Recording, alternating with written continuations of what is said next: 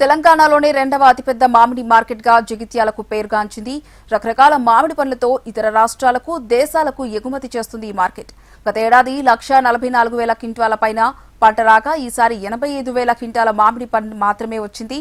నాణ్యత లేని ఫెర్టిలైజర్ వినియోగించడం వల్ల పంట దిగుబడి తగ్గిందని రైతులు ఆవేదన వ్యక్తం చేశారు.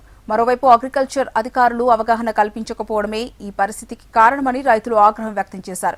కనీసం మామిడి పంటకు వాడిన మందులు, కూలీల ఖర్చు కూడా రావట్లేదని ఆందోళన వ్యక్తం చేశారు. ప్రభుత్వం స్పందించి మామిడి రైతులను ఆదుకోవాలని కోరారు. అలా మాలేళ్ళు లేదు, కైకిళ్ళు ఎక్కువ అవుతున్నాయి, పైసలు లేదు, కొద్దిగా లాస్ అయింది, బాగా లాస్ అయిపోతున్నాం.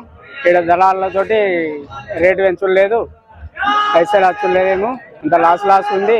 కొద్దిగా మీరే ఆదుకోవాలి. మామిడి తోటలు చేయబట్టి మేము పట్టుకుంటే లాస్ అయిపోతున్నాం.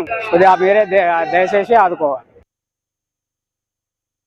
తోటకు 5 సార్ల 6 సార్ల 7 సార్ల మందులు కొట్టిర్రు, అయినా గాని కాయకు నాణ్యత లేదు. కాయకు నాణ్యత ఎక్కడుంది? అనంతపూర్, రాయచోటి, కళ్యాణ్ దుర్గ, అటు కాయ మంచిగుంది, అటు రేట్లు మంచిగున్నాయి.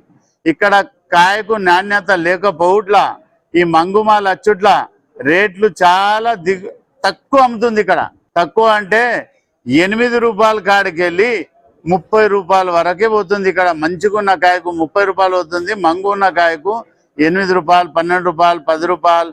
ఒక్కొక్కరు తోటోళ్ళు మందులు కొట్టిన పైసలు కూడా వెళ్తలేవు, కైకిళ్ళు కూడా వెళ్తలేవు, కిరాయా ఉంది అది కూడా వెళ్తలేరు. కొంతమంది తోటలలో ఇచ్చిపెట్టే పరిస్థితి వచ్చింది. నిరుడు ఇట్లనే అయింది. లాస్ట్ కు వర్షం పడి మొత్తం లాస్ అయ్యారు.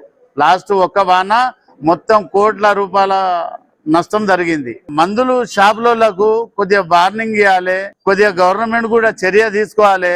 మందులు డూప్లికేట్లు తెచ్చి